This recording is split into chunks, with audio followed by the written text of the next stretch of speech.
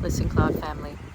The way that I used to have to kind of force myself to get on camera and start talking, and now it's like I would really have to hold myself back not to. I'm gonna start this video with a bit of a personal anecdote. This happened quite a bit ago, and I just randomly thought of it as I was going grocery shopping for yogurt and goat cheese. So, a friend of a friend, I was having a conversation with in my car as I was driving them home. We had this lengthy discussion. I honestly don't remember what exactly it was about. It was quite metaphysical and things of that realm, and obviously I have a lot of thoughts about those things, and from that day forward, this friend of a friend, I could tell, kept themselves at a bit of a distance from me. There was something about me to them that was kind of off-putting and kept them at an arm's length. And I didn't really think too much of it. I was like, okay, we don't really vibe. Like, honestly, that's just life. And my friend told me that this person said, she's so opinionated, as though that were a bad thing. God forbid a woman hath opinions, right? But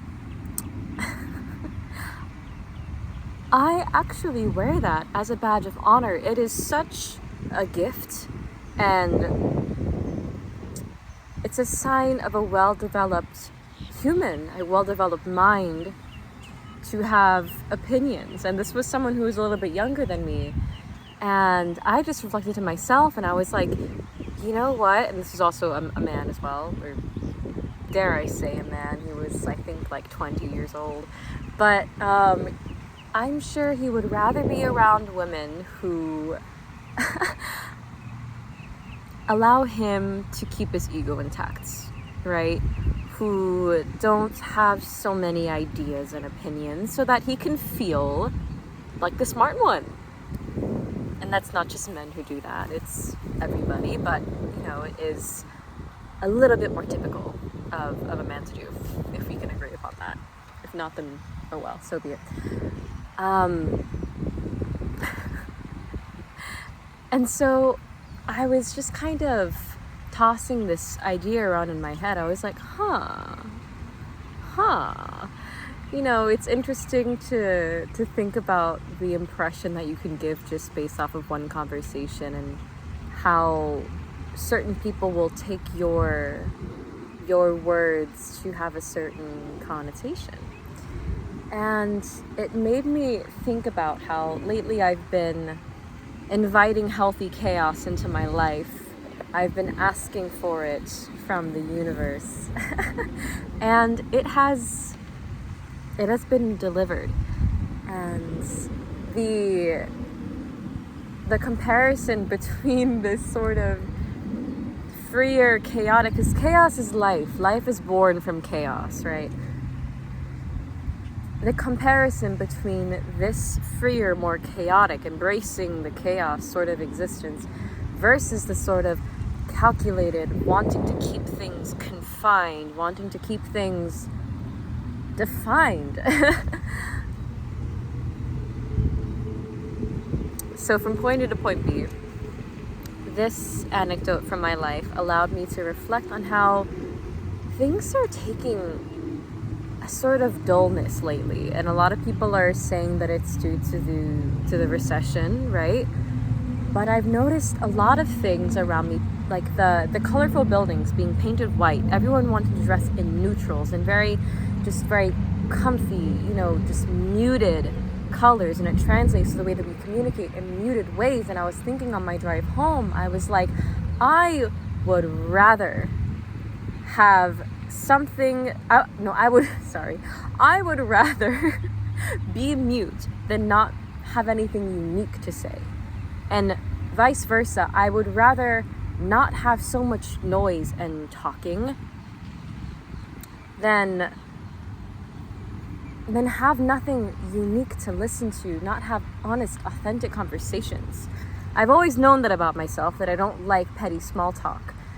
But We live in an overstimulated world, and I believe that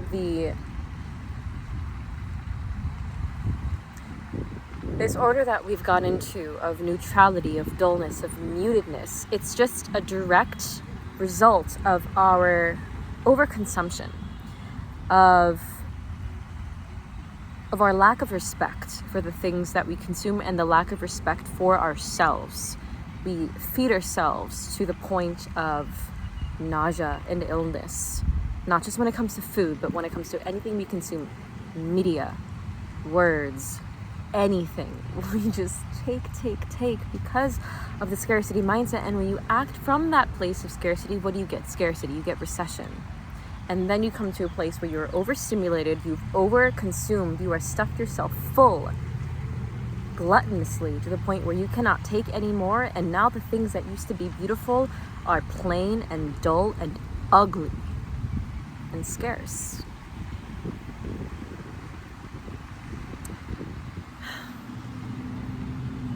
And so, all this to say that if we are able to really harness our honesty, respect what we consume, respect what we put out, respect what we create, respect where it comes from, and allow that to shine without being so fucking apologetic about it, without trying to paint it with muted colors, then maybe we can come to a place where we can collectively thrive in that color and not have to mute ourselves and not end up in this place of scarcity and recession.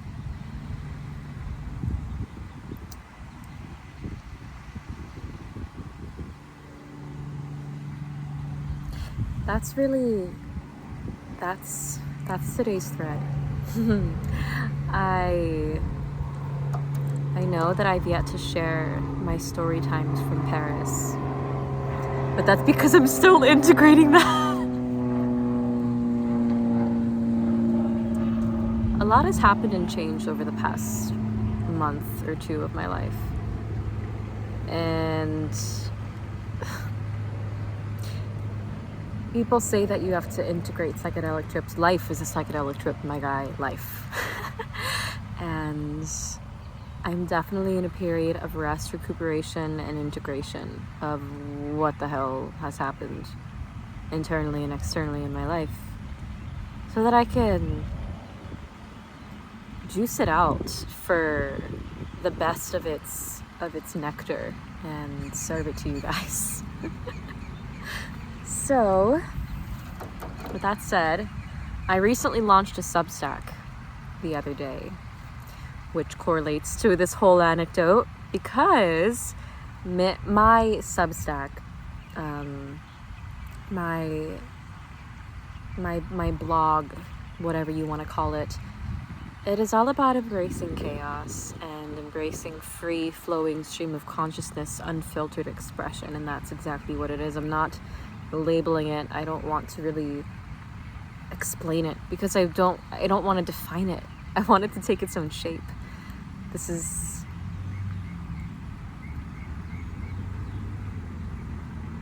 Expression can only thrive when you are open to what it wants to tell you. So, with that, I will link my Substack below. I have both paid and free content. I am writing like crazy lately, so there will be much to go about and much to explore and gnaw on, and please do tell me if it resonates. I would love to know. I want to know. I feel like I usually have an intuitive sense of what's happening in the collective energy, but I want to see it as well. And yes, I'm also still working on getting my Calendly up so that y'all can book sessions with me. I am a personal mastery coach for filmmaking already, but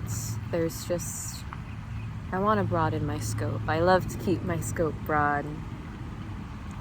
I'm both a young and an old soul. So with that, I send you all the light and sunshine and moonlight, and I bid thee much adieu.